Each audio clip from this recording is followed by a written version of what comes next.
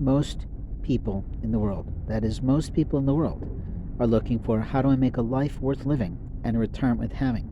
The challenge is that we rarely do this singly, unless, of course, we enter an MLM or a network marketing organization and we sail ourselves to the top as a leader of people. You see, you cannot build an organization without people who are in such a volunteer network. And that's in essence what MLM conglomerates are. They are a group of volunteer salespeople who love each other, care for each other, and want to support each other to a reasonable extent in the fact that they financially benefit just like any $1 million international conglomerate or corporation or company across America and around the world.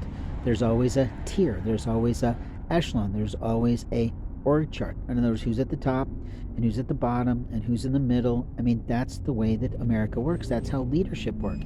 There's always a leader who's in charge, like President Biden, who's in charge of our nation.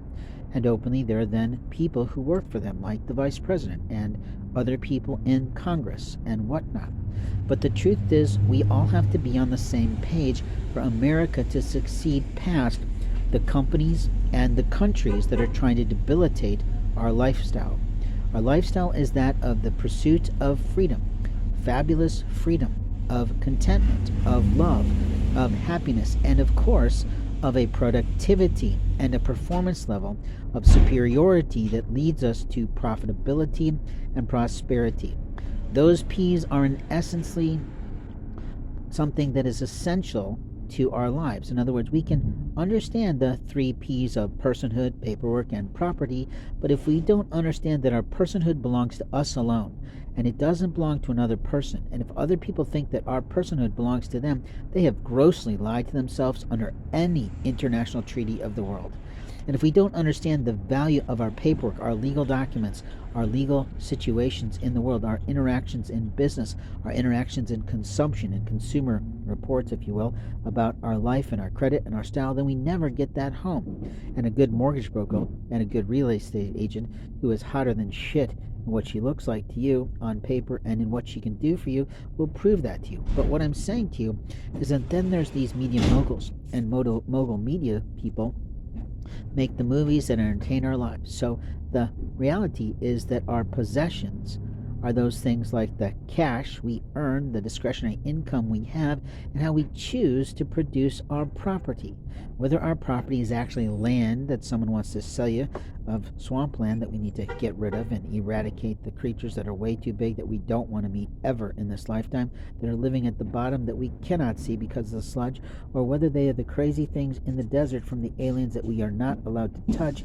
We have to know about these crazy things, but the bottom line is if you have a possession that is an inappropriate possession for your family, your children, your household, that's on your stupidity of purchase. Now, when I talk about possessions, I'm of course talking about our clothing that we buy underneath manufacturers' standards of production.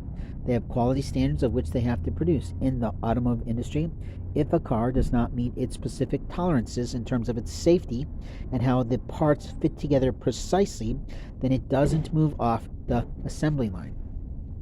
Every organization, every industry, even fashion has a quality standard. If you want to learn about fashion, by all means, watch when Devil Wears Prada, and you will understand the reality of that beautiful scene of which Meryl Streep allegedly edited. That the people in that room decide the fashion of the world years in advance before we get it, in terms of the regular shops in which normal folks, like you and me, shop. But sometimes what we learn is that certain companies send different product to different cities to relate to the people and the demographics and the age demographics or the socioeconomic classes of where they live. So a Walmart in a small podunk town might not be quite as expensive as a Walmart in an affluent town. And it just might be pennies on the dollar change, but it allows the company to serve everyone as best they can equally.